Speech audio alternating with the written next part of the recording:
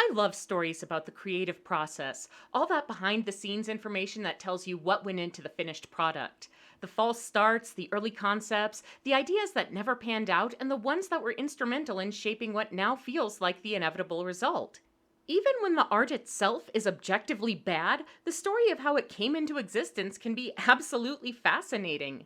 So, we're going to have a look at the art of making art with Georges Seurat and A Sunday Afternoon on the island of La Grande Jatte. Most musicals about historical people and events are confined largely to that specific life or time, but Sondheim being Sondheim, Sunday in the Park with George uses Seurat and his most famous painting more as a jumping off point for a wider examination on artistic culture and process. In some ways, this is born out of necessity. We don't know a whole lot about Seurat's brief life and next to nothing about the subjects of his paintings. A lot of imagination is required to fill in the blanks and tell a compelling story. But of course, that's part of what makes this particular show so enduring. So here's how it originally went down. Georges Pierre Seurat was born in 1859 in Paris, the youngest of three children. He studied at the Beaux-Arts school and, after a year of military service, returned to the city to begin his career as a painter. He began by working in crayon drawings, but was ultimately drawn to emerging scientific theories of color, particularly Ogden Rood's book Modern Chromatics and Michael Chevreul's studies on contrasting and complementary hues. His first large-scale work, Bathers at Asnières, was influenced by some of these ideas, but it was A Sunday Afternoon on the island of La Grande Jatte that fully realized them with the technique that Seurat called chromoluminarianism, but we now know as pointillism. By rendering the image in a mosaic of small separated dots of color, the artist allows the viewer's eye to blend the shades when viewed at the right distance, giving the colors more nuance and vibrancy than if they had been blended together on the palette. This piece was painted over the course of 2 years between 1884 and 1886 and was exhibited at the final Impressionist Salon. Contemporary critics were divided on Seurat's work, with detractors ridiculing everything from the sheer size of Asnières and La Grande Jatte to the stiff appearance of his figures to his unconventional technique.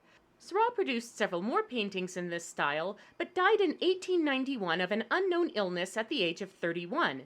Today, Seurat is revered as one of the leading figures of the Neo-Impressionist movement, and A Sunday Afternoon on the island of La Grande Jatte hangs in the Art Institute of Chicago, one of the most famous and beloved pieces in its collection. During Seurat's lifetime, La Grande Jatte was dominated by a public park, and his painting depicts a broad range of people enjoying the space. Elegantly dressed couples, families with children, soldiers, and members of the working class. A boatman lies in the foreground, and the woman with her back to the viewer wears a red and white bonnet, identifying her as a nurse, probably to the old lady sitting beside her. Some of the subjects may be coded as sex workers. The fishing poles held by two of the women could imply that they're prostitutes out to catch a customer, while the pet monkey, an animal symbolic of base appetites, could indicate his owner is a courtesan. These are ordinary, everyday people, which were popular subjects for the Impressionists at the time, but Seurat approached them in a way that still mystifies and fascinates people.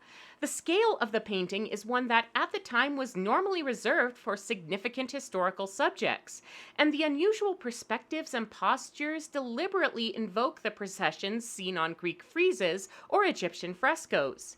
In a way, it elevates the everyday to the level of the sacred and revered, and yet the formality may also be interpreted as a social critique. Several critics see Sunday Afternoon and the earlier Bathers at Asnières as companion pieces, with the sunlit swimmers in the latter shouting insults to the overly formal, tree-shadowed parade of bourgeois in the former.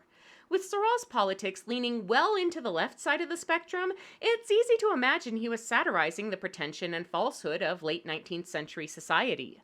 Stephen Sondheim and James Lapine make the most of the storytelling potential inherent in the painting, which gives them lots to work with in building characters, relationships, and subplots. In some cases, it's never entirely clear if these are actual people or if George is imagining their identities and dialogue, creating them even as he immortalizes them in art. The punningly named Dot, meanwhile, shares a lot in common with Madeleine Knobloch, the woman who was Seurat's mistress in the last years of his life. Knobloch did serve as a model for Seurat, that's her in his final painting, Young Woman Powdering Herself, and she did have 2 children with him, though unlike Marie, neither of them lived past infancy.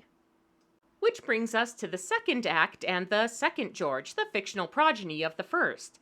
This leap into the 20th century has occasionally confused audience members who question its relevance and necessity.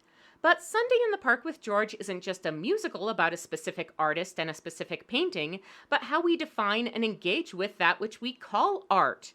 Who decides what it is? What makes us confer importance on one piece and dismiss another? Does art have to be revolutionary, esoteric, dismissed or misunderstood by the mainstream? How is it affected by the structures and organizations we build around creative endeavors? Like the painting it focuses on, Sunday in the Park with George doesn't always have clear answers, and that's okay. Because art is a lot of things, ever changing, multifaceted, inspiring, consuming, but it's never easy.